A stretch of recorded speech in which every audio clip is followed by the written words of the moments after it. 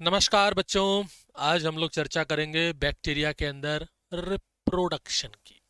ठीक है, तो आज का हमारा जो टॉपिक रहेगा, हेडिंग डाल दीजिएगा, रिप्रोडक्शन इन बैक्टीरिया।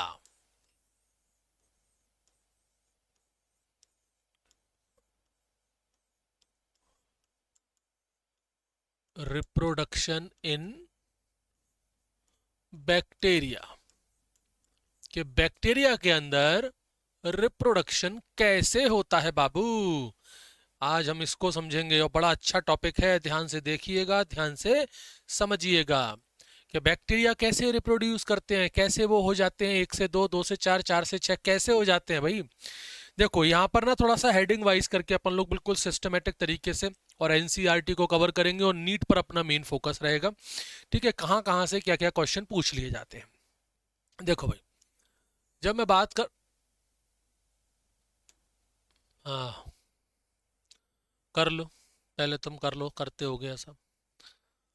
जब मैं बात करता हूं रिप्रोडक्शन की, बैक्टीरिया के अंदर ना रिप्रोडक्शन थोड़ा अलग है। जैसे हम अपने इंसानों की बात करें तो हमारा अंदर जो रिप्रोडक्शन है, प्लांट के अंदर जो रिप्रोडक्शन है, बैक्टीरिया से थोड़ा अलग है।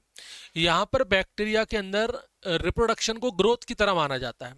ये सिनोनिमस है ग्रोथ की तरह। सिनोनिमस समझते हो, हिंदी में जिसको अपन कहते हैं पर्यायवाची, ये सिनोनिमस है। सिनोनिमस विद द ग्रोथ, यानी कि बैक्टीरिया के अंदर ग्रोथ और रिप्रोडक्शन ये दोनों पर्यायवाची हैं, दोनों एक जैसे ही हैं। देखा जाए तो काफी हद तक एक जैसे ही हैं। क्यों सर एक जैसे क्यों हैं, थोड़ा समझना है इसको आप। अब जैसे बैक्टीरिया है, बैक्टीरिया बेचारा यूनिसेलुलर है, ले देकर के उसके पास एक ही सेल है। क्या है भाई, उसके पास एक सेल है। मान लीजिए ये रहा वो बैक्टीरिया, ये बैक्टीरिया है, एक बैक्टीरिया है, ले दे के एक ही सेल है, सिंगल सेल का है बेचारा। अब यहां पर इसको चाहे तो इसकी ग्रोथ कह लो, चाहे तो उसका रिप्रोडक्शन बोल दो आप। अब जैसे मान लीजिए मैं यहां पर कहूं क्या इसका साइज इंक्रीज कर रहा है, इसका जो है वो साइज इंक्रीज कर रहा है, तो पहले ये ऐसा था, साइज इंक्रीज होने के बाद हो सकता है ये थोड़ा सा ऐसा हो जाए, ये थोड़ा सा ऐसा हो जाए। तो ये तो बेसिकली हमने कहा कि ग्रोथ हो गई, साइज इंक्रीज हुआ है, या फिर हम कहें इसका मास जो है ना वो बढ़ गया है। साइज में इंक्रीमेंट बोल सकते हो या फिर बोल सकते हो कि इसका मास जो है वो बढ़ गया है। तो ये तो एक तरह से कहेंगे प्रॉपर ग्रोथ ही है। लेकिन अगर मैं कहूं सर इसका नंबर इंक्रीज हो जाए तो वो भी तो ग्रोथ ही कहलाएगा ना। जैसे मान लीजिए यहां पर ये एक बैक्टीरिया था, ये एक बैक्टीरिया था, और फिर यहाँ एक से भाई कई सारे बैक्टीरिया हो गए। ये मान लीजिए यहां पर कई सारे बैक्टीरिया हो गए, ये कई सारे बैक्टीरिया जो है वो यहां पर अपने पास देखने के लिए हमें मिल रहे हैं। अब ये पहले एक था और एक से यहां पर अब कई सारे हो गए। तो यहां पर देखो भाई पहले एक था, अब यहां पर नंबर जो है ना वो इंक्रीज हो रहे हैं, नंबर ऑफ सेल इंक्रीजेस। तो है तो ये भी ग्रोथ, और यही एक्चुअल में रिप्रोडक्शन है। तो रिप्रोडक्शन इसमें बेसिकली है क्या चीज, रिप्रोडक्शन मतलब इंक्रीज इन नंबर। तो ये एक प्रकार की क्या है, इसको हम लोग ग्रोथ भी तो बोलते हैं, और इसी को हम लोग बोल देंगे कि यही रिप्रोडक्शन है, यही रिप्रोडक्शन है। तो बैक्टीरिया के अंदर ग्रोथ और रिप्रोडक्शन दोनों एक दूसरे के पर्यायवाची हैं, दोनों एक दूसरे के सिनोनिम्स हैं। एनसीईआरटी का जो कंसेप्ट है वो भी यही कहता है कि reproduction is a synonymous with growth. किस रेस्पेक्ट में, increase in the number of cell. बाकी का हम लोग क्या समझते हैं, हम लोग तो यही समझते हैं ना कि ग्रोथ का मतलब क्या है। ग्रोथ का मतलब है भाई एक तो सेल के साइज में इंक्रीज होना, एक तो सेल का जो साइज है या फिर उसका जो मास है या तो वो इंक्रीज हो जाए, उसे हम लोग ग्रोथ बोलते हैं। और दूसरा है कि सेल का जो नंबर है वो इंक्रीज हो जाए, वो भी तो ग्रोथ ही है। अब यहां पर एनसीईआरटी क्या बोलती है, एनसीईआरटी का जो कंसेप्ट है वो ये कहता है कि भाई रिप्रोडक्शन एक तरीके से ग्रोथ का सिनोनिमस है। किस रेस्पेक्ट में है, with the increase in cell. Cell का इंक्रीज होना, 1 से 2 बनना, 2 से 4 बनना, 4 के 16 बनना, ये एक प्रकार की ग्रोथ है, और यही रिप्रोडक्शन है, यही रिप्रोडक्शन है। रिप्रोडक्शन कुछ अलग थोड़ी ना, इसी को रिप्रोडक्शन कहेंगे हम लोग। तो रिप्रोडक्शन एक प्रकार से क्या है, ग्रोथ का सिनोनिमस है। Growth, reproduction is synonymous with the growth, ये हमारी एनसीईआरटी बता रही है। तो आप लोग याद रखिएगा, नीट के पर्पज से बहुत जरूरी है। किस रेस्पेक्ट में है वो भी याद रखना, that is increases in the number of cell, increases in the number of cell, कि नंबर ऑफ सेल जो है वो यहां पर इंक्रीज हो रहे हैं, उस रेस्पेक्ट में रिप्रोडक्शन जो है वो ग्रोथ का सिनोनिमस माना जाता है। चलो यहां पर हम बात करें रिप्रोडक्शन में मोड की, कि किस प्रकार का रिप्रोडक्शन यहां पर होता है, तो बैक्टीरिया के अंदर मेनली होता है asexual reproduction, mode of reproduction.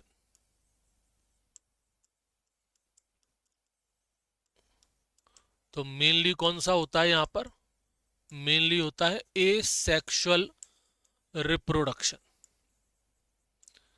Bacteria के अंदर कौन सा रिप्रोडक्शन होता है, मेनली एसेक्सुअल रिप्रोडक्शन हमें देखने के लिए मिलेगा। एसेक्सुअल में भी कौन सा, फिजन वाला, जो मोस्ट कॉमन है, बाइनरी फिजन जिसको हम लोग बोलते हैं, मोस्ट कॉमन। बैक्टीरिया ज्यादातर एसेक्सुअल रिप्रोडक्शन से ही डिवाइड करते हैं। सेक्सुअल रिप्रोडक्शन की बात करें तो देखो, ट्रू सेक्सुअल रिप्रोडक्शन तो इसके अंदर होता नहीं है। अगर मैं यहां पर सेक्सुअल रिप्रोडक्शन की बात करूं, हाँ वेरिएशन जरूर होता है, लेकिन ट्रू सेक्सुअल रिप्रोडक्शन इसके अंदर नहीं होता। ट्रू सेक्सुअल रिप्रोडक्शन समझते हो, ट्रू सेक्सुअल रिप्रोडक्शन मतलब जैसे आपको पहले बताए थे, ट्रू सेक्सुअल रिप्रोडक्शन वो होता है कि जहां पर गैमीट बनने चाहिए मियोसिस से, और फिर उसके बाद उन गैमीट का फ्यूजन होना चाहिए, यानी गैमेटिक फ्यूजन, सिंगैमी जैसी कोई भी चीज यहां पर नहीं होती है। गैमेटिक फ्यूजन जिसको हम लोग फर्टिलाइजेशन बोलते हैं, या फिर मैं कहूं सिनगैमी, ऐसी कोई भी चीज यहां पर नहीं होती, ये सब चीजें यहां पर एब्सेंट होती हैं। ठीक है, याद रखना, ये सब चीजें यहां पर क्या है भाई, एब्सेंट है। तो ट्रू रिप्रोडक्शन तो यहां पर नहीं होता, लेकिन हम कह सकते हैं कि जेनेटिक वेरिएशन जरूर होता है, बट जेनेटिक वेरिएशन अकर, अब जेनेटिक वेरिएशन तो सर सेक्सुअल रिप्रोडक्शन में ही होता है, तो जेनेटिक वेरिएशन यहां पर जो होता है वो कैसे होता है, जेनेटिक वेरिएशन जिसको हम लोग जेनेटिक रिकॉम्बिनेशन भी बोल सकते हैं, जेनेटिक रिकॉम्बिनेशन। तो जेनेटिक रिकॉम्बिनेशन यहां पर जरूर होता है। तो जेनेटिक रिकॉम्बिनेशन ये यहां पर होता है, अलग अलग तरीके से होता है। जैसे हम बात करें यहां पर तो तीन तरीके हैं। एक तो है भाई यहां पर ट्रांसफॉर्मेशन, आप लोगों ने अगर पढ़ा हो पहले थोड़ा बहुत, तो एक ग्रिफिथ्स नाम के साइंटिस्ट थे, उन्होंने एक एक्सपेरिमेंट किया था ट्रांसफॉर्मेशन, जिन्होंने चूहे लिए थे, निमोनिया के स्ट्रेन लिए थे, निमोनिया बैक्टीरिया के, और फिर उन स्ट्रेन को चूहों के अंदर अलग अलग तरीके से इंजेक्ट करके देखा, और देखा कौन सा चूहा मर गया कौन सा जिंदा है, वो चीज थी। एक एक्सपेरिमेंट होता है यहाँ पर ट्रांसडक्शन,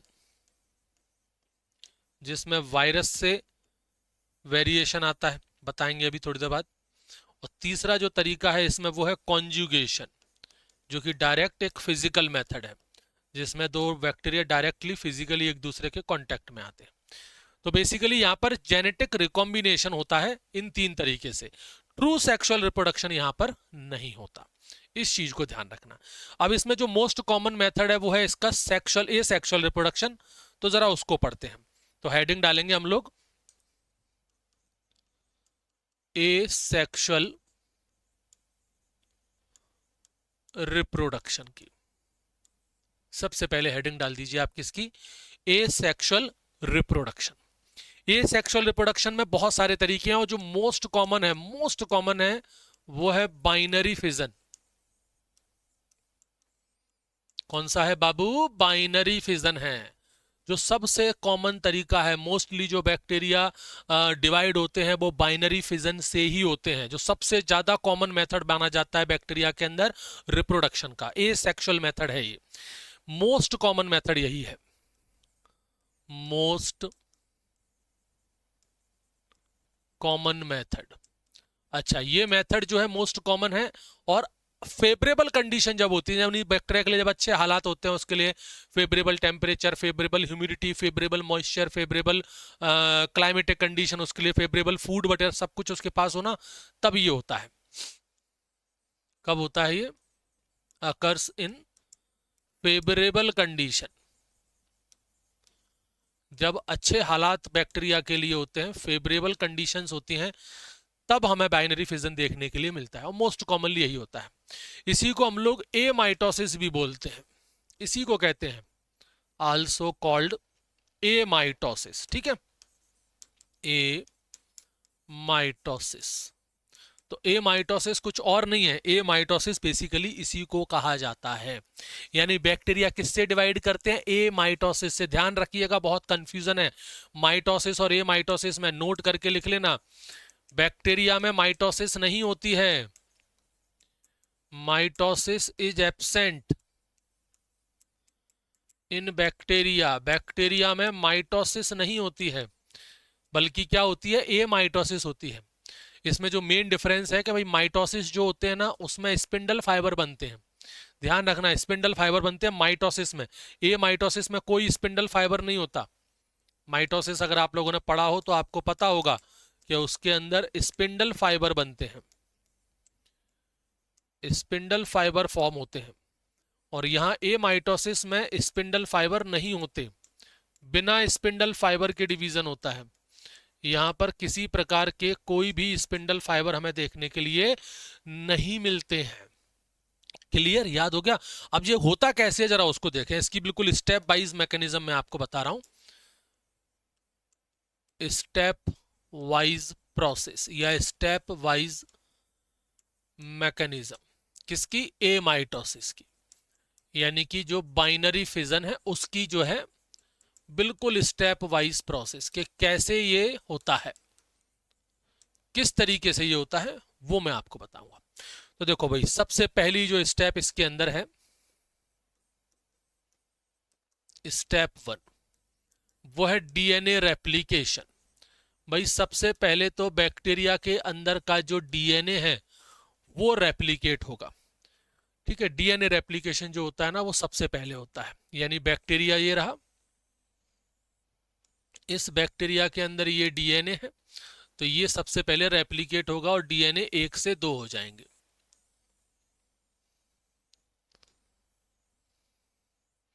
ये हो गया भाई क्या? डीएनए रेप्लिकेशन के 1 से 2, सबसे पहला काम यही होता है। दूसरा फिर यहां पर होता है cell elongation, step number 2, cell elongation. यानी कि सेल जो है वो अपने साइज में, शेप में इंक्रीज होता है। सेल इलोंगेशन में क्या होगा? सेल का साइज इंक्रीज होगा, यानी कि ये जो सेल है वो अपने साइज में थोड़ा सा इंक्रीज बढ़ जाएगा।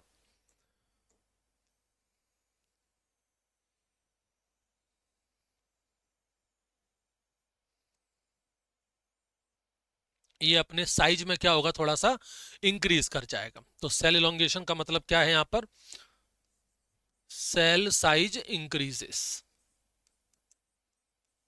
सेल का जो साइज है वो यहां पर इंक्रीज कर जाता है। फिर तीसरा है यहां पर septum formation, step 3, septum formation. फिर क्या होगा बाबू? फिर यहां पर सेप्टम फॉर्मेशन होगा, यानी कि सेप्टा बनेगा। अब जो सेल है उसके सेंटर में एक पार्टीशन बन जाता है, एक पार्टीशन जो है वो उसके सेंटर में डेवलप होगा। तो जैसे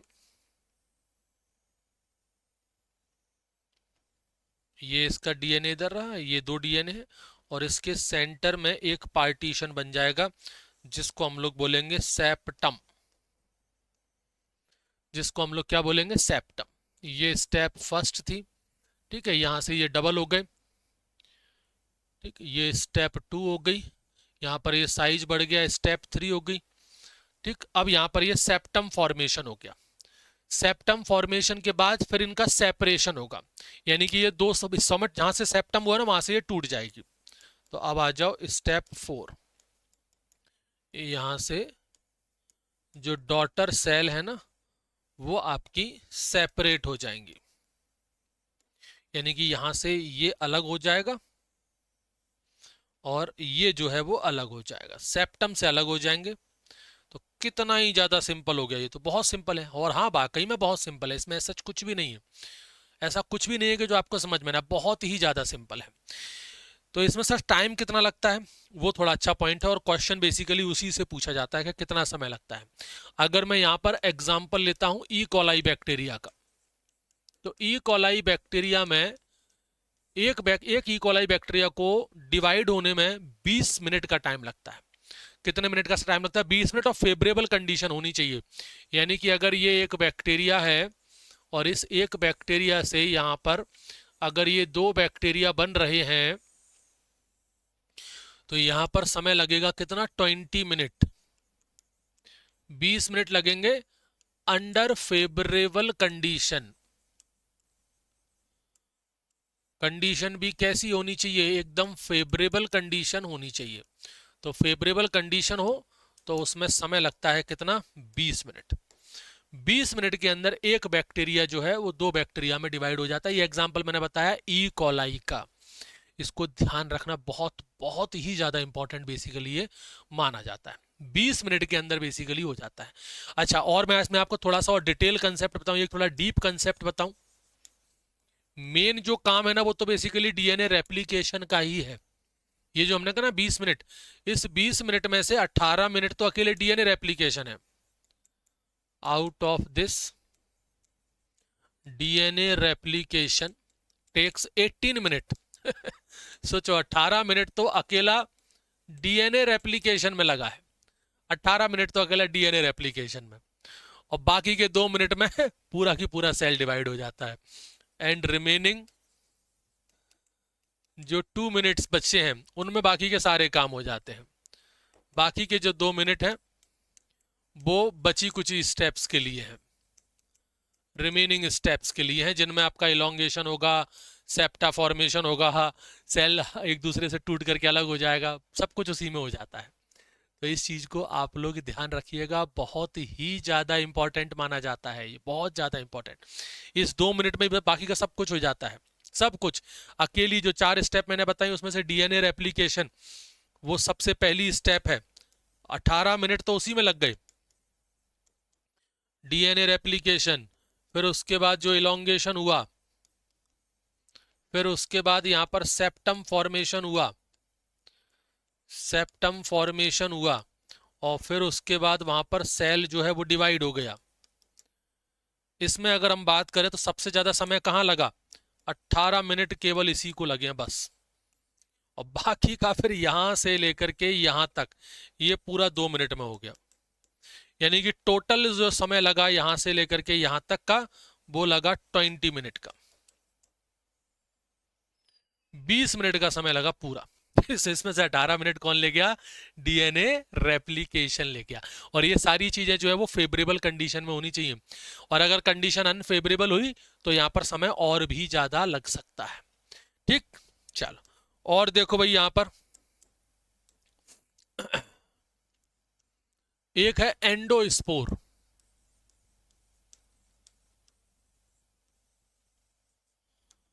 एंडोस्पोर, अब ये एंडोस्पोर क्या है? अब जैसे अपन फंगस में स्पोर वगैरह पढ़ते हैं, ये वैसे स्पोर नहीं है। ये बैक्टीरिया क्या करता है, अपने अंदर एक हाईली रेजिस्टेंट स्ट्रक्चर बनाता है जिसको हम लोग एंडोस्पोर बोलते हैं। बैक्टीरिया अपनी बॉडी के अंदर ही बनाएगा ये। Bacteria form a highly resistant structure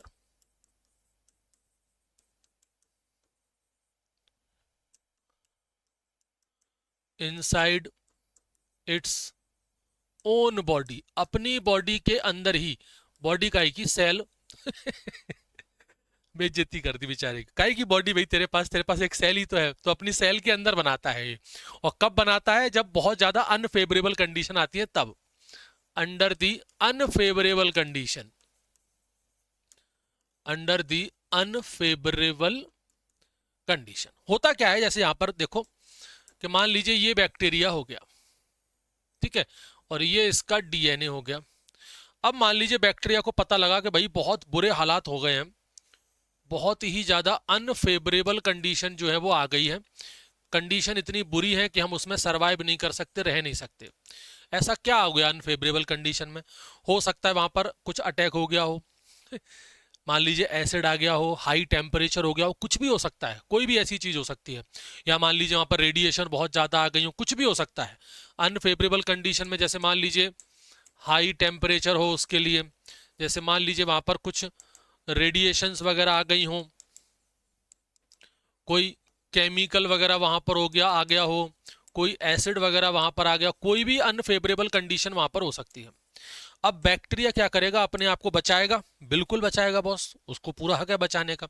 तो वो क्या करेगा भाई, अपना कुछ साइटोप्लाज्म, थोड़ा सा साइटोप्लाज्म का हिस्सा, और उसके अंदर अपना ये जो डीएनए है उसको अंदर ले लेगा, थोड़ा सा प्रोटीन व्रोटीन और जो भी चीजें उसकी जरूरत की हैं वो सब कुछ लेकर के अंदर ही अंदर एक छोटा सा हार्ड स्ट्रक्चर बना लेगा, और उसको डिहाइड्रेट कर देगा पूरी तरह से, मतलब जितना भी पानी है वो सब बाहर निकाल देगा, और एक सूखा स्ट्रक्चर बना देगा, ड्राई स्ट्रक्चर बना देगा अपनी ही बॉडी के अंदर।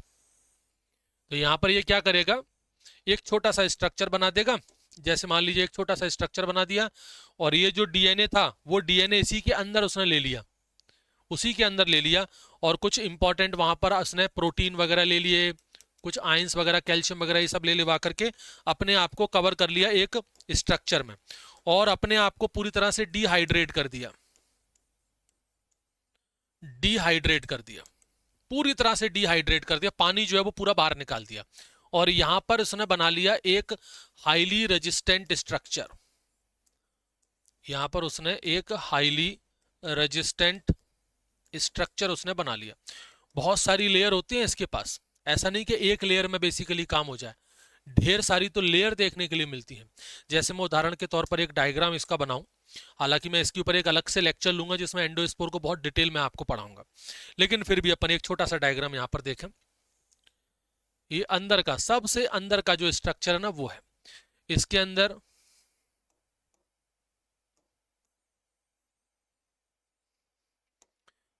ठीक है,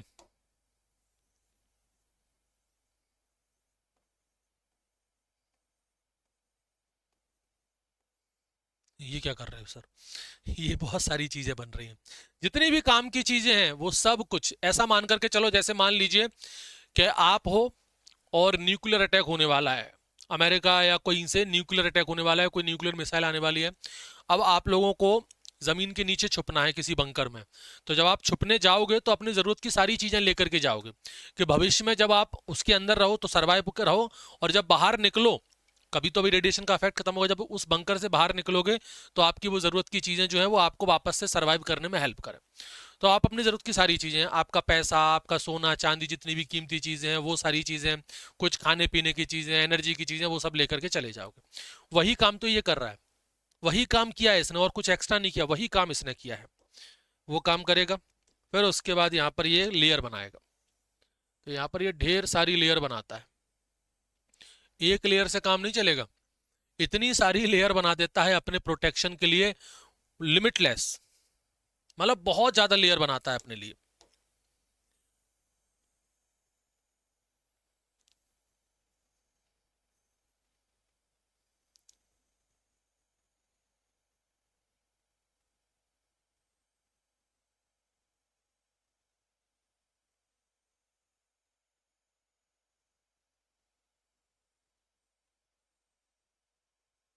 हम्म,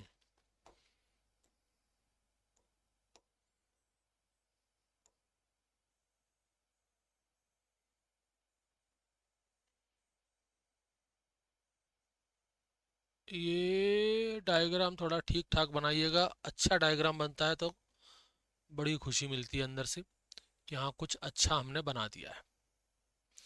ठीक है, अभी ये ऐसा खत्म नहीं हुआ, अभी तो बहुत सारी लेयर और बननी है, ये तो अभी कुछ लेयर बनी है, अब इसके ऊपर 3 लेयर और बनेंगी।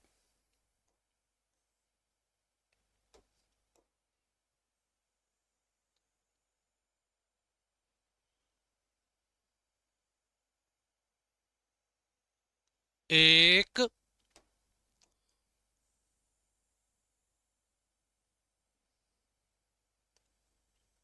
दो, और ये 3। इतनी प्रोटेक्शन, इतनी प्रोटेक्शन मिल लगाते हैं भाई अपने अंदर, ये कोई मजाक थोड़ी ना है, न्यूक्लियर अटैक है इनके लिए भी। ये लो, ये इतना हार्ड स्ट्रक्चर है कि 100 डिग्री सेल्सियस टेम्परेचर पर भी इसको कुछ नहीं होता।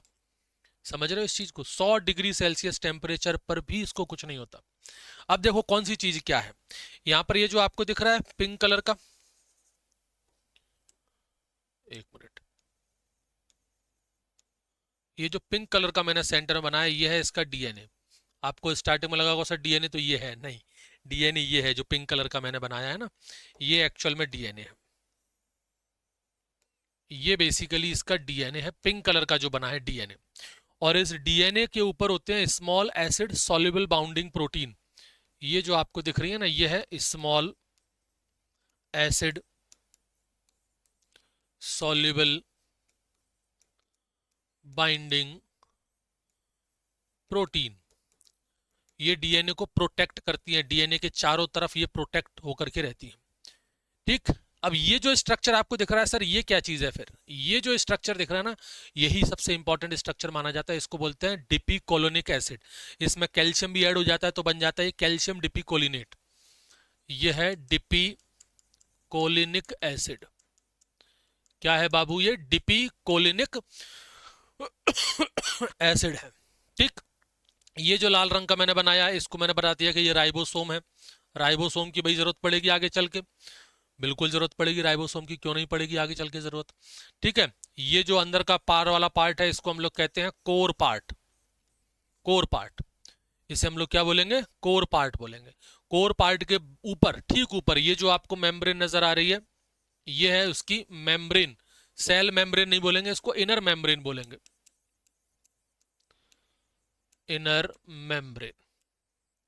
ठीक है, फिर उसके ऊपर हमने ये जो लाल रंग की लेयर बनाई है इसको हम लोग बोल देंगे कोर बॉल। इसको हम लोग क्या नाम दे देंगे? कोर बॉल नाम दे देंगे। और फिर उसके बाद जो सबसे मोटी लेयर जो आपको दिख रही है यहां पर, ये ब्लू कलर की, इसको हम लोग बोलते हैं कॉर्टेक्स।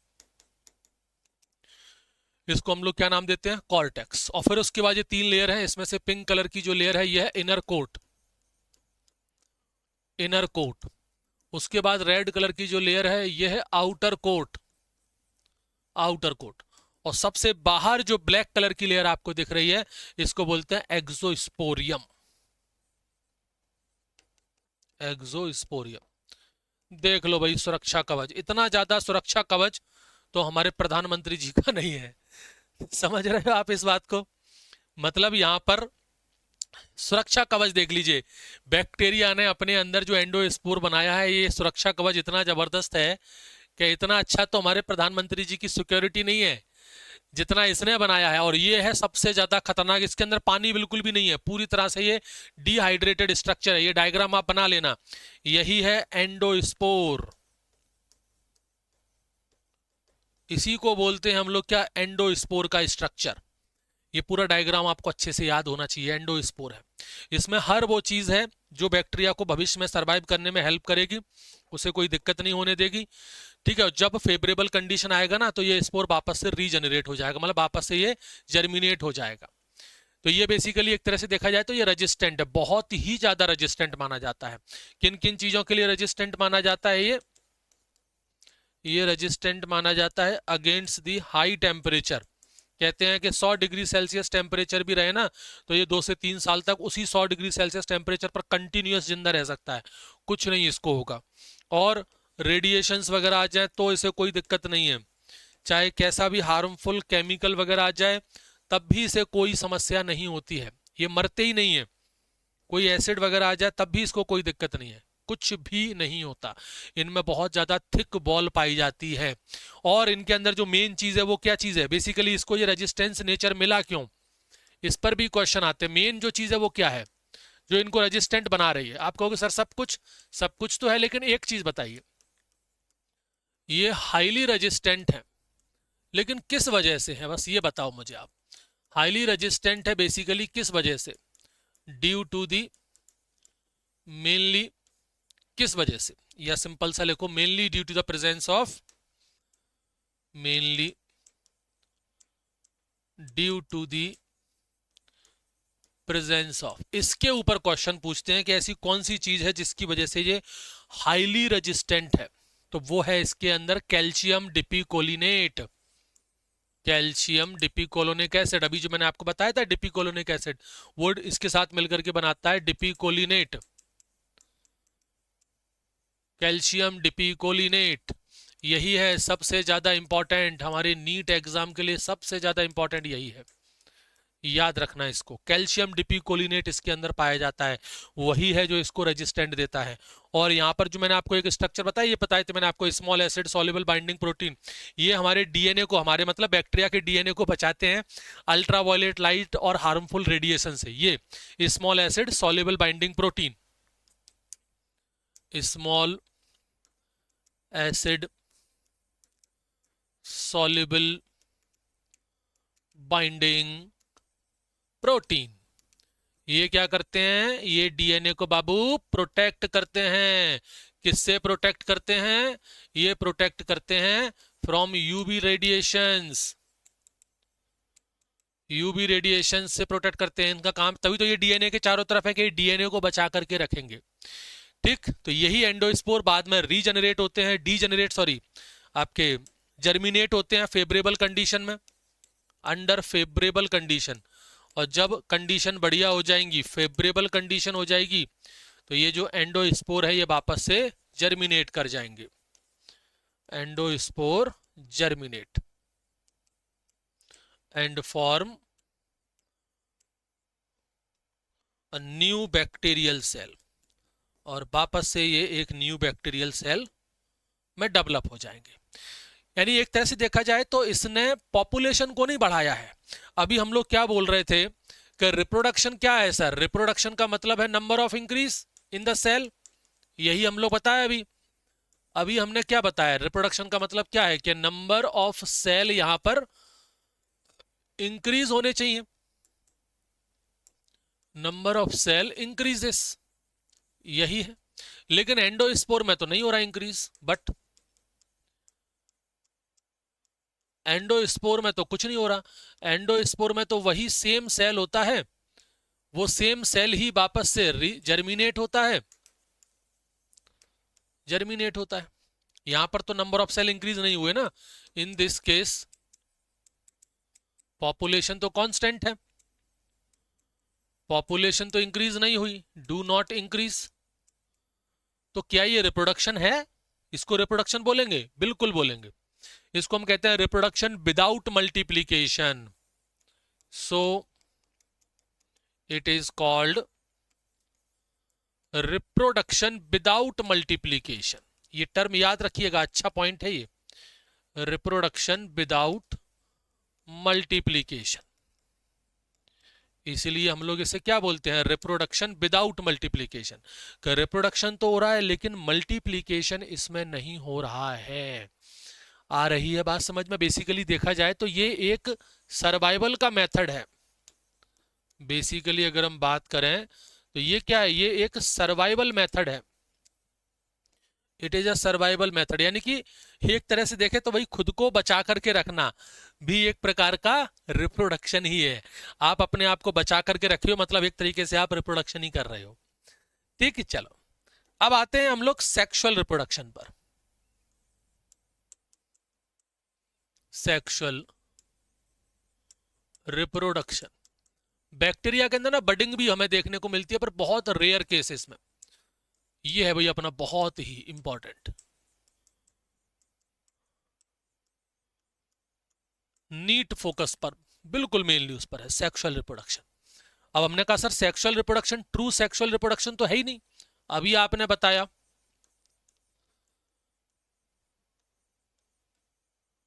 ट्रू सेक्सुअल रिप्रोडक्शन तो इसके अंदर होता ही नहीं है, वो तो एब्सेंट है। तो पढ़ना क्या है हमको, जेनेटिक रिकॉम्बिनेशन पढ़ना है बाबू। But genetic recombination is present, लेकिन जेनेटिक रिकॉम्बिनेशन तो उसके अंदर होता है, जेनेटिक वेरिएशन तो उसके अंदर होता है, वो हमको पढ़ना है। हालांकि कोई सेक्सुअल रिप्रोडक्शन नहीं, कोई उसमें गैमीट का फॉर्मेशन नहीं होता, कोई फर्टिलाइजेशन नहीं होता, ऐसा कुछ नहीं है, लेकिन वेरिएशन जरूर होता है उसके अंदर, इस बात को ध्यान रखें। No gamete formation, no fertilisation, no fertilisation, but अब देखो गैमीट बनते हैं, मियोसिस से बनेंगे, उसी दौरान क्रॉसिंग ओवर रिकॉम्बिनेशन होगा। भाई जब कोई गैमीट नहीं है, यहां पर कोई मियोसिस वगैरह नहीं है, कोई मियोसिस नहीं है यहां पर, तो कोई क्रॉसिंग ओवर भी फिर नहीं होगी यहां पर, कोई रिकॉम्बिनेशन भी फिर नहीं होगा यहां पर। तो फिर कोई वेरिएशन नहीं होगा क्या? नहीं, वेरिएशन तो फिर भी होता है, बट रिकॉम्बिनेशन अकर, लेकिन रिकॉम्बिनेशन होता है वो भी जेनेटिक बाय डिफरेंट मेथड, लेकिन रिकॉम्बिनेशन होता है अलग अलग मेथड से, जिससे हम लोग जेनेटिक रिकॉम्बिनेशन लिखो, वैसे सही लगेगा तो। बट ठीक है, वो क्रॉसिंग ओवर और वो जो रिकॉम्बिनेशन होता है ना, वो नहीं होता यहां पर, लेकिन अलग अलग और दूसरे मेथड से जेनेटिक रिकॉम्बिनेशन जरूर होता है। बेसिकली इसमें 3 मेथड हैं जो बड़े इंपॉर्टेंट हैं। वो जो डिफरेंट मेथड है वो कौन कौन से हैं? उसमें 3 मेथड हैं। कौन कौन से हैं वो 3 मेथड? सबसे पहला है ट्रांसफॉर्मेशन, ग्रिफिथ का जो एक्सपेरिमेंट है उसी को ट्रांसफॉर्मेशन एक्सपेरिमेंट बोलते हैं। दूसरा है ट्रांसडक्शन, ट्रांसडक्शन इसमें ज्यादा कुछ खास नहीं है। और तीसरा है कॉन्जुगेशन। सबसे इंपॉर्टेंट हमारी आज की क्लास में ये कॉन्जुगेशन है। एक बाइनरी फिजन था, दूसरा एंडोस्पोर था, और तीसरा ये कॉन्जुगेशन। इन 3 चीजों पर विशेष ध्यान रखना है हमको। अब जैसे मैं यहाँ पर पहले ट्रांसफॉर्मेशन की बात करूं, ट्रांसफॉर्मेशन हम लोग आगे चल के पढ़ेंगे जेनेटिक्स वाले पार्ट में, पूरा एक्सपेरिमेंट ही है उसका ग्रिफिथ का, वहां जाकर के पढ़ेंगे। फिलहाल यहाँ पर थोड़ी सी जानकारी मैं आपको देता हूं ट्रांसफॉर्मेशन के बारे में, कि ट्रांसफॉर्मेशन में होता क्या है। पहली चीज तो इतना याद रख लो फिलहाल के लिए कि ये किसने डिस्कवर किया था, किसने डिस्कवर किया था भाई? तो यहां पर साइंटिस्ट का नाम आपको पता होना चाहिए, और वो साइंटिस्ट हैं ग्रिफिथ। ग्रिफिथ, ये वो साइंटिस्ट हैं ग्रिफिथ। इन्होंने एक्सपेरिमेंट किया था। इनका एक्सपेरिमेंटिंग मटेरियल कौन सा था? एक्सपेरिमेंटल मटेरियल, तो इन्होंने स्ट्रेन इस्तेमाल किए थे। किसके? वायरुलेंट स्ट्रेन थे और ए वायरुलेंट स्ट्रेन थे। वायरुलेंट एंड ए वायरुलेंट, 2 तरीके के स्ट्रेन इस्तेमाल किए थे इन्होंने अपने डिप्लोकोकस निमोनी के। डिप्लोकोकस निमोनी जो बैक्टीरिया है जो निमोनिया डिसीज कॉज करता है ना, वो उसके कॉजिंग निमोनिया डिसीज, जो निमोनिया डिसीज कॉज करता है ना, वो बैक्टीरिया के 2 स्ट्रेन लिए इन्होंने, एक वायरुलेंट और एक ए वायरुलेंट। और इसके अलावा इन्होंने लिया माइस, माइस बोलो या चूहा बोलो, जो भी आपकी मर्जी हो, माइस माउस, ये इन्होंने लिया। तो इन्होंने स्ट्रेन के अलग अलग कॉम्बिनेशन इन चूहों के अंदर मारे लगाए, और चूहों को इन्होंने मारा, और इससे इन्होंने कुछ बताया। कंक्लूजन इन्होंने ये बताया कि बैक्टीरिया जो होते हैं वो अपने सराउंडिंग एनवायरनमेंट से जो नेकेड डीएनए है उसको उठा लेते हैं और अपने डीएनए के अंदर जोड़ लेते हैं। ये इसका मेन जो प्रिंसिपल था वो यही था। ट्रांसफॉर्मेशन प्रिंसिपल जो था वो ये था कि यहां पर जो आपका ए वायरुलेंट मतलब जो डिसीज नहीं करता है, जो ए वायरुलेंट स्ट्रेन होते हैं ना, वो यहां पर एब्जॉर्ब कर लेते हैं, या सिंपल सा हम लोग कहें कि ए वायरुलेंट स्ट्रेन जो है वो यहां पर ट्रांसफॉर्म हो जाता है, या कहें कन्वर्ट हो जाता है into the virulent strain, into the virulent strain, into the virulent strain. अब वो कैसे हुआ, क्या हुआ, ये सब बहुत डिटेल प्रोसेस है, तो वो अपन वो टॉपिक आएगा तभी पढ़ेंगे। अभी तो फिलहाल इतना समझना है यहाँ पर कि ये ट्रांसफॉर्मेशन एक्सपेरिमेंट है, ये बैक्टीरिया के अंदर होता है। बैक्टीरिया जो है वो ट्रांसफॉर्म कर जाते हैं। बैक्टीरिया यूजुअली क्या है, जैसे मान लीजिए कोई बैक्टीरिया है, ये ध्यान रखना, ये कोई बैक्टीरिया और कैसा है, ए वायरुलेंट है। ए वायरुलेंट मतलब जो डिसीज नहीं कर सकता, not able to cause disease, जो डिसीज कॉज नहीं कर सकता है, ये ट्रांसफॉर्म कर सकते हैं। अगर मैं किसी ऐसे मीडियम में डाल दूं, जैसे मान लीजिए इसमें मैंने ये बैक्टीरिया पटक दिया, ये रहा वो बैक्टीरिया ए वायरुलेंट वाला, और इसके मीडियम में मैंने कुछ दूसरे वायरुलेंट स्ट्रेन के डीएनए डाल दिए। ये एक मीडियम है, और इस मीडियम में क्या है, इस मीडियम में है medium containing the DNA of virulent strain. इन्होंने क्या किया था कि वायरुलेंट जो डीएनए है उनको, सॉरी, जो वायरुलेंट डीएनए उसको हीट किल्ड किया इन्होंने, ग्रिफिथ ने, और उसको जो ए वायरुलेंट डीएनए है उसके साथ मिक्स करके इंजेक्ट किया था चूहे के अंदर। तो इन्होंने सिंपल सा, ग्रिफिथ ने क्या किया था कि भाई हीट किल्ड वायरुलेंट स्ट्रेन लिया था, उसको मिक्स किया था ए वायरुलेंट स्ट्रेन के साथ, और इन दोनों के कॉम्बिनेशन को, इसके मिक्सचर को इंजेक्ट किया था चूहे के अंदर, इंजेक्ट इनटू द माइस, और देखा था कि जो चूहा है या जो चूहिया है वो मर गई थी। तो एक्चुअल में वहां क्या हुआ था, वहां पर यही हुआ था ट्रांसफॉर्मेशन, कि भाई जो बैक्टीरिया था और उसके सराउंडिंग का जो मीडियम था जिसमें ए वायरुलेंट स्ट्रेन का डीएनए है, हीट किल्ड है, हीट किल्ड मतलब डीएनए सुरक्षित है, बाकी चीजें मर चुकी हैं। तो ये जो बाहर डीएनए होगा, जैसे मान लीजिए ये डीएनए है, ये डीएनए जो है ना वो इसके अंदर चला गया और अंदर जाकर के उसके मेन डीएनए से इनकॉर्पोरेट हो गया और उस ए वायरुलेंट को वायरुलेंट में कन्वर्ट कर दिया। तो यहां पर बेसिकली क्या हो गया, ट्रांसफॉर्मेशन हो गया। यहां पर ट्रांसफॉर्मेशन हो गया, यानी बैक्टीरिया जो है वो अपने आप को चेंज कर सकता है, अपने सराउंडिंग से डीएनए वगैरह को वो एब्जॉर्ब कर सकता है। सराउंडिंग का कोई नेकेड डीएनए है तो वो उसके अंदर जाकर के उसके जीनोम से जुड़ सकता है, ये होता है। दूसरा हम बात करें यहां पर ट्रांसडक्शन की।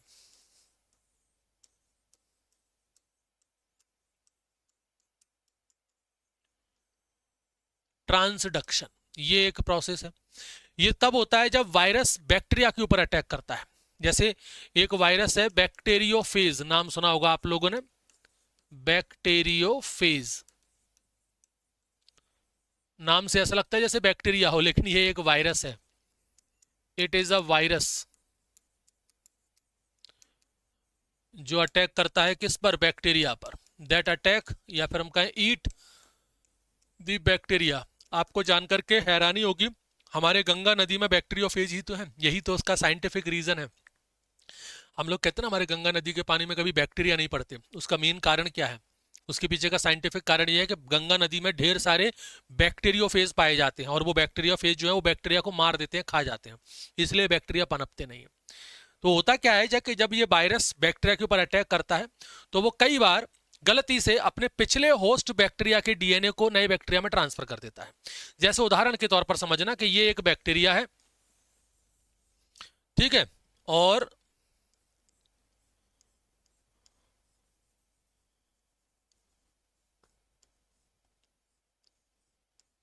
ये रहा वो वायरस, ऐसा ही दिखता है बिल्कुल, बैक्टीरियोफेज। ये रहा वो बैक्टीरियोफेज वायरस और ये रहा बैक्टीरिया।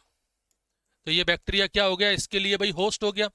ये वायरस क्या करेगा, इसमें भाई न्यूक्लिक एसिड होता है कोई भी एक, या तो डीएनए या आरएनए, ये इसके ऊपर करेगा अटैक, ये इसके ऊपर अटैक करेगा और इसको मार देगा। इसको मार देगा तो इसका जो डीएनए है वो इसके अंदर आ जाएगा। अब ये रहा अटैक करने के बाद का बैक्टीरियोफेज, इसके अंदर भाई ये डीएनए है और डीएनए साथ साथ में इसका भी है थोड़ा सा, उसमें इस बैक्टीरिया का डीएनए भी इसके अंदर है। अब यही बैक्टीरियोफेज किसी दूसरे पर अटैक करेगा, अटैक ऑन अनदर बैक्टीरिया, कोई दूसरा बैक्टीरिया है अलग स्ट्रेन का, उसके ऊपर उसने मान लीजिए अटैक किया और इसके अंदर भाई मान लीजिए ये रहा उसका डीएनए। अब उसका काम ही क्या है, वायरस का काम है उसके अंदर अटैक करना, उसके होस्ट को, उसके डीएनए, उसकी प्रोटीन मशीनरी को अपने कंट्रोल में कर लेना, एक तरह से उसको वो टेक ओवर कर लेता है और फिर अपना मल्टीप्लिकेशन करवाता है। तो अब ये इसके ऊपर अटैक करेगा तो अब गलती से वो तो क्या होता है कि ये वाला जो डीएनए जो यहाँ से लेकर के आया था वो गलती से वो इसमें ट्रांसफर कर सकता है, ये हो जाता है। तो यहाँ पर ये जो वायरस है ना वो इसमें ट्रांसफर कर देगा डीएनए को। तो बैक्टीरिया कुछ ऐसा दिखेगा फिर, ये रहा, और इसमें मान लीजिए ये डीएनए उसका ट्रांसफर कर दिया उसने, तो इसको बोलते हैं हम लोग क्या, ट्रांसडक्शन। तो कुल मिलाकर के ट्रांसडक्शन किसकी मदद से हो रहा है, बैक्टीरियोफेज की मदद से हो रहा है, ठीक है। अब आते हैं हम सबसे ज्यादा इंपॉर्टेंट, जो हमारे आज के टॉपिक का, आज के लेक्चर का सबसे इंपॉर्टेंट पार्ट है, वो है कॉन्जुगेशन। कॉन्जुगेशन, ये बेसिकली फिजिकल अटैचमेंट है इनका। दो बैक्टीरिया आपस में फिजिकली क्लोज्ड आते हैं, अटैच्ड होते हैं, कॉन्जुगेशन ब्रिज बनाते हैं और अपने डीएनए की अदला बदली कर लेते हैं। ये डायरेक्ट ट्रांसफर मेथड है, सिंपल सी बात है। It is a direct transfer method, यहां पर किसी और की जरूरत नहीं है, कोई बैक्टीरियोफेज नहीं, कुछ नहीं, डायरेक्ट ट्रांसफर मेथड है। इसमें डीएनए जो है, या फिर हम कहें कि उसका जो प्लाज्मिड है, वो ट्रांसफर होता है from one cell to another cell, एक सेल से दूसरे सेल में ट्रांसफर होता है through the conjugation bridge, through the conjugation bridge या कॉन्जुगेशन ट्यूब, या कॉन्जुगेशन ट्यूब यहां पर दो सेल के बीच में बनती है। इसको सबसे पहली बार रिपोर्ट किया था लेडरबर्ग एंड टॉटम ने, यही कॉन्जुगेशन को फर्स्ट रिपोर्टेड बाय, साइंटिस्ट के नाम जरूर याद रखना, लेडरबर्ग एंड टॉटम।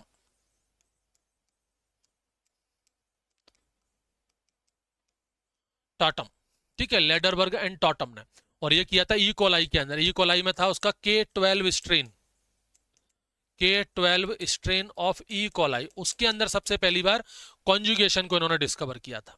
तो यहां पर भाई क्या क्या जरूरत पड़ता है, इनकी रिक्वायरमेंट देखो, कॉन्जुगेशन के लिए क्या क्या चाहिए। Requirement for the conjugation, conjugation के लिए कौन कौन सी चीजें चाहिए। सबसे पहले तो हमको चाहिए एक डोनर सेल, डोनर सेल मतलब F पॉजिटिव सेल, जिसको हम लोग बोलते हैं मेल, यानी कि ऐसा बैक्टीरिया जिसके पास F प्लाज्मिड हो, जैसे ये तो उसका मेन डीएनए हो गया, और उसके पास होना चाहिए एक F प्लाज्मिड, ये आपको ध्यान है पढ़ाया था F प्लाज्मिड, जिसके पास F प्लाज्मिड होगा उसमें बनेगी क्या, सेक्स प्ली, याद है कुछ, ये फ्लैजिला नहीं है, ये है सेक्स प्ली। सेक्स प्ली कौन बनाता है, जो कि डोनर होता है, ठीक। और दूसरा चाहिए हमको यहां पर फिर recipient cell, recipient cell, recipient cell को बोलते हैं हम लोग F नेगेटिव सेल, या इसको बोलते हैं हम लोग फीमेल, और इसमें F प्लाज्मिड नहीं होता है, इस बात को ध्यान रखना चाहिए। तो जैसे ये हो गया बैक्टीरिया, ये इसका मेन डीएनए है, लेकिन इसके पास F प्लाज्मिड नहीं है, F प्लाज्मिड नहीं है, F प्लाज्मिड की जगह कोई दूसरा प्लाज्मिड हो सकता है, बस F प्लाज्मिड जो है वो इसके पास नहीं है, F प्लाज्मिड इसके पास नहीं है। तो F प्लाज्मिड नहीं है मतलब इसके पास कोई सेक्स प्ली भी फिर नहीं बनेंगे, नहीं, बंद करो इसको। तो F प्लाज्मिड नहीं मतलब इसके पास सेक्स प्ली भी नहीं बनते हैं, F प्लाज्मिड मतलब फर्टिलिटी फैक्टर इनके पास नहीं होता है। अब यहां पर होता क्या, उस चीज को थोड़ा अपन समझें। ये कॉन्जुगेशन जो है ना, सिंपल, पहले तो मैं इसकी एक बेसिक प्रोसेस आपको बताता हूं, बड़ी सिंपल सी प्रोसेस है और कुछ नहीं, बड़ा सिंपल सा है। देखो, F positive into F negative conjugation, basic तो यही है, इन्हीं दोनों के बीच में होना है। तो क्या होगा भाई, यहां पर ये एक बैक्टीरिया हो गया, ये दूसरा बैक्टीरिया हो गया, ये कौन सा है भाई, ये है F नेगेटिव, यहां लिख लो इसको, ये है अरे अरे बाबू, F नेगेटिव सेल, और ये जो आपको दिख रहा है ये है F पॉजिटिव सेल, यानी कि ये है मेल सेल और ये हो गया बाबू फीमेल सेल। अब देखो भाई, यहां पर जो मेल सेल है वही अपना डीएनए ट्रांसफर करेगा, या कहें अपन उसका, जैसे ये भाई इसका F प्लाज्मिड हो गया, F प्लाज्मिड हो गया, और ये उसका डीएनए हो गया। तो सबसे पहले तो क्या होगा, इसका जो F प्लाज्मिड है वो रेप्लिकेट होगा। यहां पर ये रहा भाई, ये इसका F प्लाज्मिड, या कहें अपन ये इसका डीएनए है, ये इसका डीएनए, और इसके पास F प्लाज्मिड नहीं है, F प्लाज्मिड जो है वो यहां पर क्या है, एब्सेंट है। आ रही है बात समझ में। अब देखो क्या होता है, सबसे पहले तो ये क्या होगा भाई, F प्लाज्मिड जो है वो इसका डिवाइड होगा, एफ प्लाज्मिड डिवाइड होगा। ये इसका मेन डीएनए हो गया, ये तो वही की वही रहेगा। एफ प्लाज्मिड जो है ना वो 1 से 2 बन जाएंगे।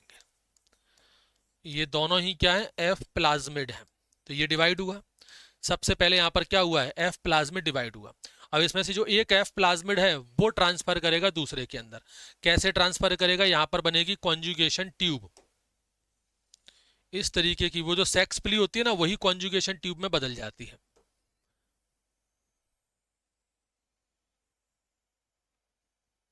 ये बन गया। अभी देखो भाई यहां पर क्या होगा, ये वाला जो एफ प्लाज्मिड है वो इसमें ट्रांसफर हो जाएगा, ये यहां आ जाएगा इसमें, और इसके पास अपना जो खुद का डीएनए है वो तो रहेगा ही रहेगा। एफ प्लाज्मिड जो है वो इसके अंदर आ गया। एफ प्लाज्मिड जो है वो इसके अंदर आ गया। अब ये कुछ कैसा नजर आएगा यहां पर, अब ये कुछ ऐसा नजर आएगा। इसके पास अपना जो एफ प्लाज्मिड था वो तो है ही, और जो उसका डीएनए था वो डीएनए भी इसके पास है ही। ठीक है, ये कैसा है भाई, एफ प्लाज्मिड है इसके पास, ये एफ सेल है। अब यहां पर भाई क्या होगा, जो दूसरा सेल था जो पहले एफ नेगेटिव था उसके पास भी अब एफ प्लाज्मिड आ गया है।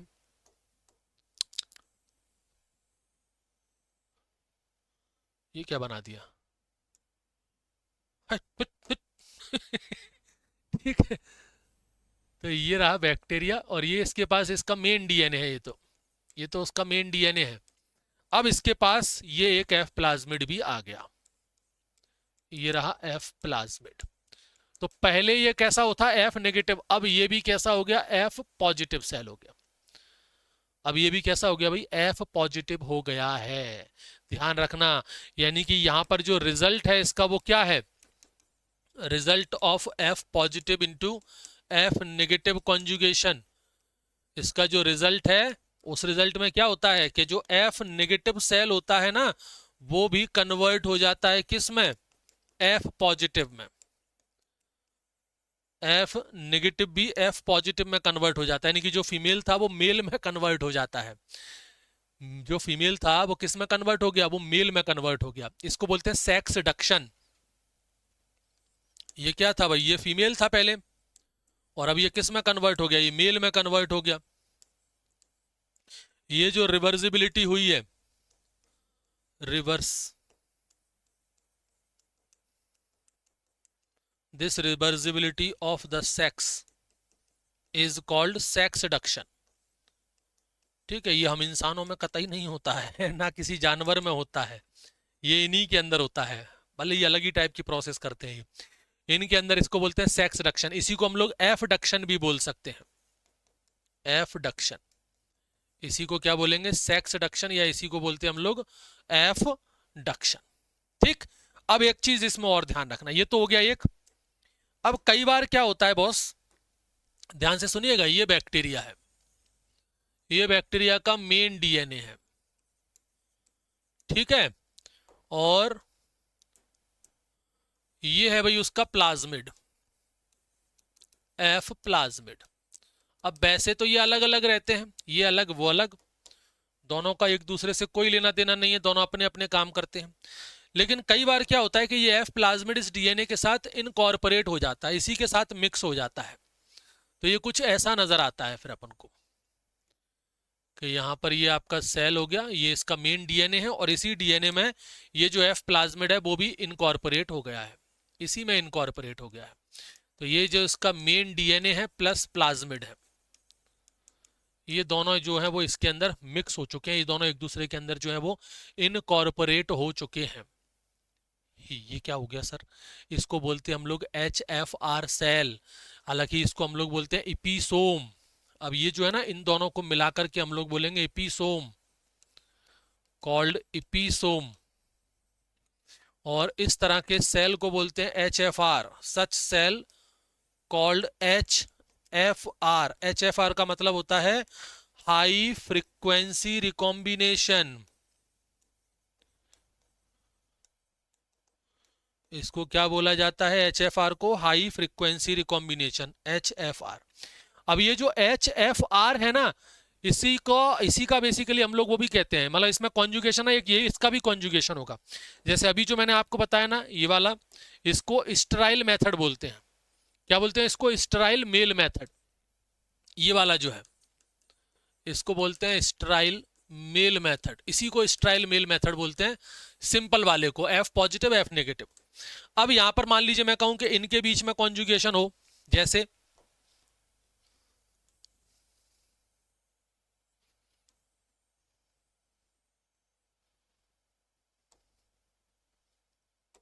और इसके अंदर हमने ये प्लाज्मिड भी मिक्स कर दिया, तो ये क्या है भाई, इसमें इपीसोम है, इपीसोम है, और एफ फैक्टर इसी के अंदर है, डीएनए प्लस एफ प्लाज्मिड, दोनों इसी में मिक्स है। तो ये वाला जो सेल है इसको हम लोग क्या बोल देंगे? एच एफ आर सेल बोलेंगे।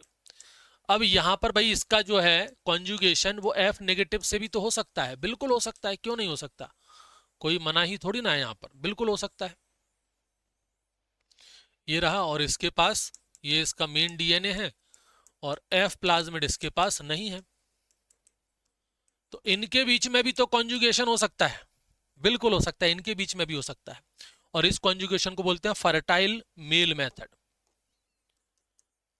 Also called fertile male method, fertile male method. इसको थोड़ा अच्छे से समझ लेना कि फर्टाइल मेल मेथड क्या होता है। तो सबसे पहले तो यहाँ पर इपीसोम का बनना जरूरी है, यानी कि जो प्लाज्मिड जिसके अंदर एफ फैक्टर है वो एफ फैक्टर पहले तो इपीसोम बनाए, तो इपीसोम बनना जरूरी है। इपीसोम एक बार बन जाए उस सेल को फिर अपन क्या बोल देंगे? एच एफ आर सेल बोल देंगे, जी अपन को जो दिख रहा है ना यही है H F R cell, high frequency recombination इसको जो है वो हम लोग बोलते हैं, एच एफ आर सेल के नाम से इसको हम लोग जानेंगे। अब क्या होता है, ये जो एच एफ आर सेल है इसमें जो इसका सर्कुलर डीएनए है वो एक पॉइंट पर टूटेगा। अब पहली स्टेप देखो यहां पर क्या होगी कि इसके अंदर का ये जो डीएनए है ये भाई अपना इसका सर्कुलर डीएनए हो गया, और ये इसके अंदर भाई ये है। तो सबसे पहले क्या होगा, ये टूटेगा, ये ब्रेक होगा, तो ब्रेक होकर के ये क्या करेगा? लीनियर डीएनए में बदलेगा। ये किसी एक पॉइंट पर टूटता है और वहां पर ये टूटेगा और ब्रेक होगा, यानी लीनियर डीएनए में कन्वर्ट होगा। ब्रेक कहां पर होता है? ORIT पर, यानी ओरिजिन ऑफ ट्रांसफर पर जाकर के ब्रेक होता है। जैसे ये प्लाज्मिड है तो इस जगह पर क्या होगा? ORIT होगा, ORIT।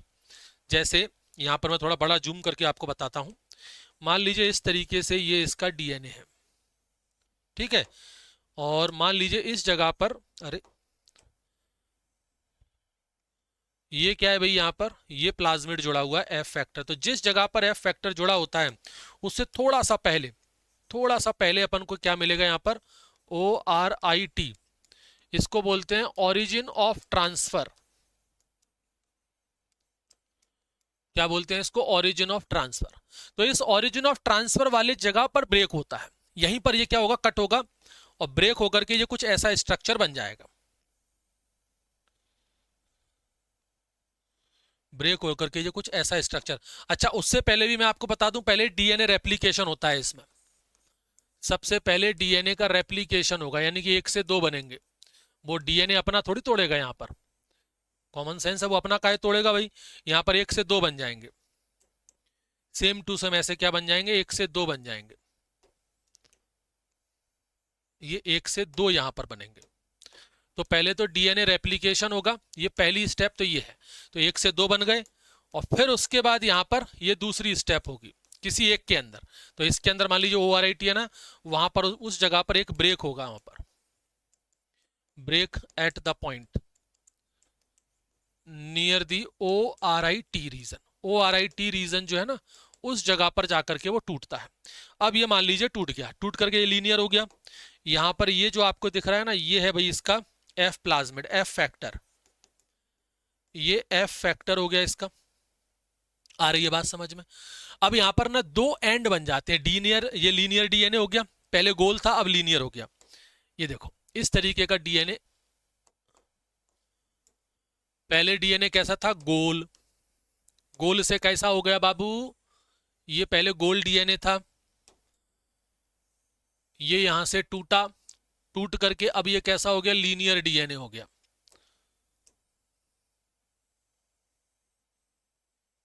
ये लीनियर डीएनए हो गया और इसके ऊपर ये एफ फैक्टर है, लीनियर डीएनए। और लीनियर डीएनए हो गया तो भाई उसके ऊपर दो एंड हो गए, दो एंड हो गए। एक एंड को बोलते हैं हम लोग जीरो एंड और एक को एंड को बोलते हैं डिस्टल एंड। जिस एंड पर एफ फैक्टर है उसको बोलते हैं डिस्टल, यानी कि इस जगह पर है तो इसको बोलेंगे हम लोग क्या, डिस्टल एंड। याद रखिएगा इसको बोलेंगे डिस्टल एंड। और ये वाला जो एंड है इसको बोलते हैं जीरो एंड। तो ये दो एंड है, बड़ा कॉमन है, इसको बहुत फोकस से सुनना आपको। दो एंड यहां पर बनेंगे, एक जीरो एंड बनेगा और एक डिस्टल एंड बनेगा। अब जो जीरो एंड है ना वो पहले मूव करता है डोनर से रेसिपिएंट में। तो अभी ये कहां पर है भाई, बैक्टीरिया के अंदर है। तो बैक्टीरिया बनाओ भाई वापस से, ये रहा बैक्टीरिया और इसने बना दी है कॉन्जुगेशन ट्यूब एफ नेगेटिव के साथ। ये क्या है भाई, यहां पर कॉन्जुगेशन ब्रिज बना दिया इसने, ठीक है। इसके अंदर जो डीएनए आपको दिख रहा है वो ये रहा लीनियर डीएनए, इस तरीके से है। आगे आगे कौन रहेगा भाई, जीरो एंड। पीछे कौन रहेगा, ये रहा डिस्टल एंड। ये डिस्टल एंड, इसको मान लीजिए 1 कह दो, इसको मान लीजिए 2 कह दो, काय को मान लीजिए कुछ कह दो, कंफ्यूज आप हो जाओगे। एक तरफ डिस्टल एंड है, एक तरफ जीरो एंड है। इसको एक काम करो डी कह दो, इसको एक काम करो जेड कह दो।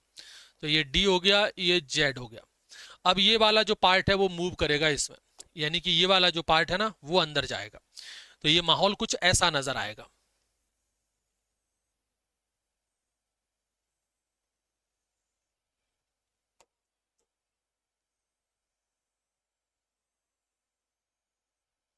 देखो अब यहां पर ये वाला जो पार्ट है ना ये अंदर एंटर कर जाएगा, ये पीछे पीछे रहेगा।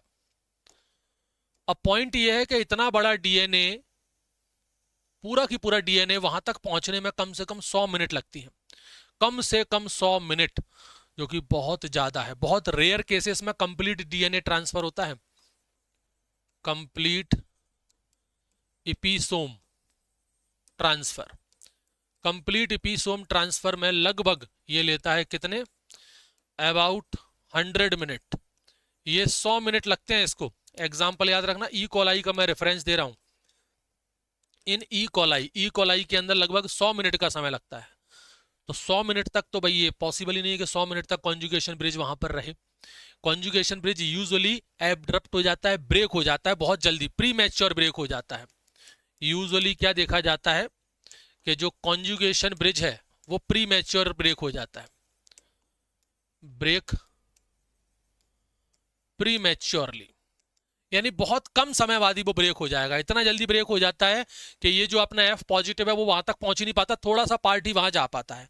तो मान लीजिए कॉन्जुगेशन जो ब्रिज है वो यहां से टूट गया, मान लीजिए ब्रेक हो गया, थोड़ी देर बाद ही ब्रेक हो गया, थोड़ा सा पार्ट पहुंचा और ये ब्रेक हो गया। तो अब क्या होगा भाई, अब कुछ ऐसा नजर आएगा। ये रहा वो डीएनए, सॉरी सेल, और ये रहा भाई अपना एफ नेगेटिव सेल। ये रहा एफ नेगेटिव सेल, ये एफ नेगेटिव सेल का मेन डीएनए हो गया। और यहां पर थोड़ा सा पार्ट, थोड़ा सा पार्ट किसका आ गया, इसका सेल का आ गया। ये ध्यान रखिएगा। मोस्ट इंपॉर्टेंट चीज जो है ना कि एफ फैक्टर वहां नहीं पहुंच पाया है, एफ फैक्टर जो है वहां पर नहीं पहुंचा है। ये जो है ना ये फ्रेगमेंट है किसकी, न्यूक्लियोइड की। This is the fragment of